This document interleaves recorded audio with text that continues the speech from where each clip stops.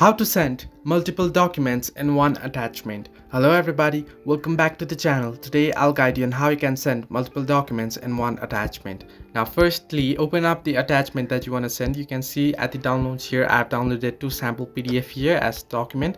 Now if you try to share this here by tapping on the share icon, then you'll get an option to share through various options. Now if you just try to share through Gmail here, you'll see that there will be two attachments, and if you want to send these two attachments or two documents as a single attachment, first you'll need to compress the file into one zip folder.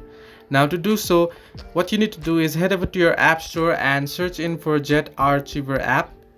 And once you search in it, download this, and you can see I've already downloaded it. Open up and head into the folder that you have downloaded that you have the attachment. Once you open up the folder where your file is located or your attachment that you want to send is located, what you want to do is tap on the three dots option at the top right corner of your screen, and then select multi-select, and then select the number of attachments that you want to send, and then tap on the tick mark option at the bottom right corner of your screen, and then tap on this download icon that you can see. Now you can see it'll ask you to create archive. Now you can just create archive here. You can keep a password if you want, and then simply tap on OK, and the archive will be downloaded here to download Jet. You can see if you try to view it, there will be three attachments in a single folder.